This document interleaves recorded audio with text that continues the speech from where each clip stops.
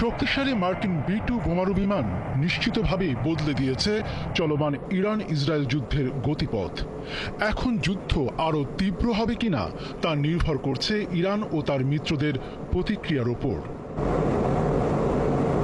মার্কিন হামলার পরপরই ইরানি রাষ্ট্রীয় টেলিভিশন রোববার এক ঘোষণায় বলেছে, এখন থেকে এই অঞ্চলে অবস্থানরত প্রতিটি মার্কিন নাগরিক এবং সেনা সদস্য তাদের বৈধ লক্ষ্যবস্তুতে পরিণত হবে।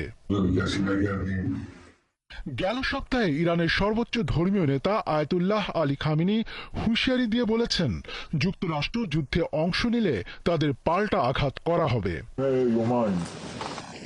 তেহরানের এই ঘোষণার পরপরই ইসরায়েল সেনাবাহিনী সর্বোচ্চ সতর্ক অবস্থায় চলে গেছে। তারা শিক্ষা কার্যক্রম স্থগিত করেছে, জমায়েতে নিষেধাজ্ঞা দিয়েছে এবং অপ্রয়োজনীয় কাজ বন্ধ করেছে। একই সাথে আকাশ সীমাও বন্ধ করে দিয়েছে। ইতিমধ্যে ইরানের ঘনিষ্ঠ মিত্র ইয়েমেনের সশস্ত্র গোষ্ঠী হুতি হুমকি দিয়েছে যে যুদ্ধ শুরু হলে তারা লোহিত সাগর দিয়ে যাতায়াত করা মার্কিন জাহাজে হামলা চালাবে। ইরান অনেক উপায়ে মার্কিন হামলার জবাব দিতে পারে, যেমন যুক্তরাষ্ট্রের যুদ্ধজাহাজ বা তার উপসাগরীয় ঘাঁটিগুলোয় হামলা চালানো ও উপসাগর থেকে তেল সরবরাহ বিঘ্ন ঘটিয়ে বিশ্বজুড়ে জ্বালানির দাম বাড়ানো।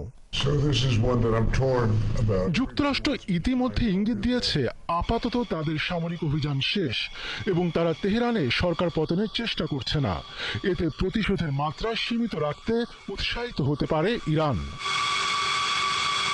হয়তো যুক্তরাষ্ট্রের লক্ষ্যবস্তুতে এমনভাবে হামলা চালাতে পারে যাতে প্রাণহানি কম হয়। নিজেরা হামলা না করে মধ্যপ্রাচ্যে নিজেদের মিত্রদের মাধ্যমে এ ধরনের হামলা করতে পারে তেহরান। ইরানে মার্কিন হামলার তীব্র নিন্দা জানিয়েছে রাশিয়া।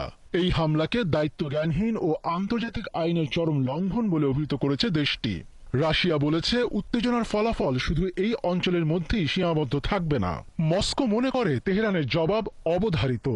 এসব কিছু সংঘাতের চক্রকে আরও এক ধাপ এগিয়ে নিয়ে যাচ্ছে এবং তৃতীয় বিশ্বযুদ্ধের ঝুঁকি বাড়িয়ে দিচ্ছে।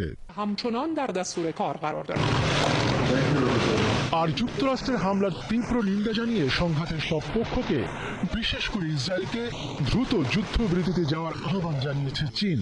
বলেছে, যুক্তরাষ্ট্রের পদক্ষেপ মধ্যপ্রাচ্যে উত্তেজনা আরও বাড়াচ্ছে।